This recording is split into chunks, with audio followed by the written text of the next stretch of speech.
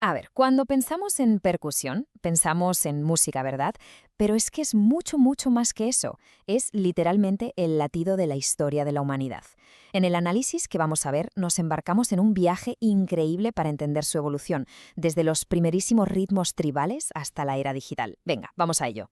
Esta frase, la verdad, lo resume todo a la perfección. No estamos hablando solo de instrumentos o de notas, estamos hablando de un impulso humano muy básico, la necesidad de coger el caos, el ruido, y darle un orden, un sentido, convertirlo en un lenguaje. Y eso, amigos, eso es el ritmo.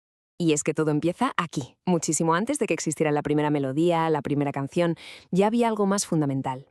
Un latido. Constante. El pulso de nuestro propio corazón. El ritmo de nuestros pasos al caminar. Esa es la semilla de todo lo que vino después. Bueno, pues nuestra historia arranca justo ahí, en los albores de la humanidad.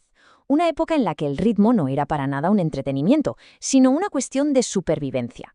Era, de hecho, la primera forma que tuvimos de comunicarnos a larga distancia.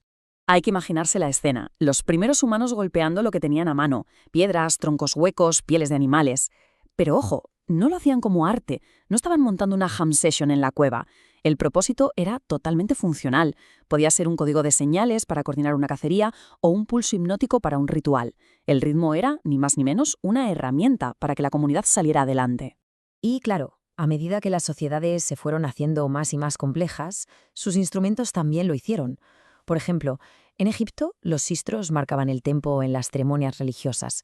En Mesopotamia, los timbales eran parte del ejército. Y en Asia, en Asia usaban unos tambores de guerra gigantescos para acojonar al enemigo, básicamente. Cada cultura fue encontrando su propia voz a través de la percusión.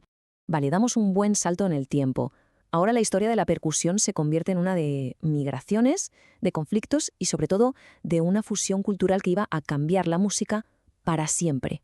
Lo que vemos aquí es, básicamente, el choque de dos universos rítmicos. Por un lado, la percusión militar europea, súper rígida, precisa, hecha para marchar. Y por otro, los ritmos de la diáspora africana, mucho más fluidos, súper complejos, pura expresión, llenos de síncopa. Uno buscaba el orden, el otro, la emoción.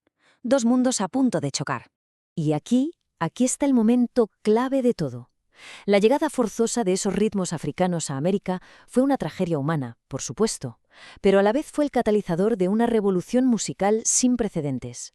Es que esa mezcla de la precisión europea y la complejidad africana puso los cimientos de casi toda la música popular que escuchamos hoy en día. Casi nada. Venga, pasamos a la era de los inventos. Toda esta nueva música que estaban haciendo necesitaba una nueva forma de tocarse, y ya se sabe que la necesidad agudiza el ingenio. A ver, para que nos hagamos una idea. Antes de 1890, una sección rítmica necesitaba a varias personas solo para la percusión. Un músico para el bombo, otro para la caja, un lío. Así fue hasta 1909. Y entonces llega un tipo llamado William F. Ludwig e inventa algo que lo cambia absolutamente todo. Un pedal de bombo que por fin funciona bien. De repente, ¡zas!, el trabajo de 3 músicos lo podía hacer uno solo. Este invento fue la chispa que encendió la mecha. Al poder tocar el bombo con el pie, las manos quedaban libres. ¿Para qué? Pues para tocar la caja, que es el corazón del ritmo, y para añadir los platillos que le dan el color y los acentos. Acababa de nacer el trap set, la primera batería moderna. Una solución súper práctica para esos locales de jazz de Nueva Orleans, que solían ser pequeños y estaban a reventar de gente. Con el instrumento ya creado y consolidado, la persona que lo tocaba estaba a punto de dar un paso al frente, de salir de la parte de atrás del escenario para reclamar su sitio bajo los focos. Pues sí, porque músicos como el grandísimo Jim Krupa se negaron a ser un mero acompañamiento. Él cogió la batería y la convirtió en un instrumento solista. Tenía una energía y un carisma que de verdad a veces le robaba el show al propio cantante.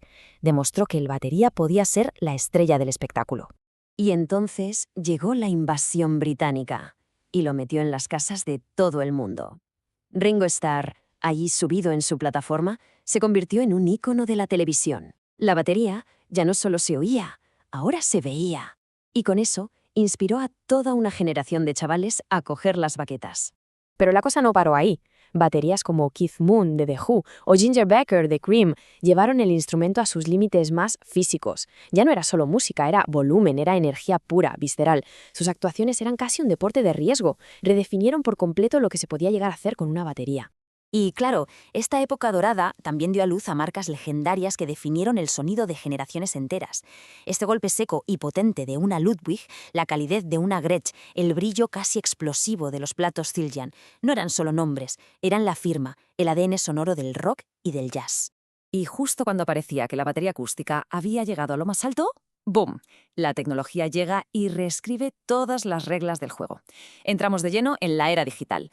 Finales de los 70, principios de los 80, y aparece un aparato que lo pone todo patas arriba, la Roland TR-808. Aquí el contraste es brutal. Por un lado, el sonido orgánico, con fallos, con el toque humano de una batería de verdad. Y por otro, la precisión mecánica, matemática, el sonido sintético de una caja de ritmos. Para muchas baterías, aquello fue un desafío directo a su trabajo. Pero la tecnología no se quedó en una simple imitación. Siguió evolucionando hasta crear kits electrónicos súper sofisticados, con pads de malla que te dan la misma sensación que un parche de verdad, y con una integración total con los ordenadores. Se abrió un universo de sonidos y posibilidades que era impensable hasta entonces. Y esto nos lleva a la gran pregunta de nuestra era. ¿Las cajas de ritmo y las baterías electrónicas han dejado obsoleto al músico de carne y hueso? ¿O simplemente le han dado herramientas nuevas para explorar y para llevar la creatividad rítmica mucho más allá?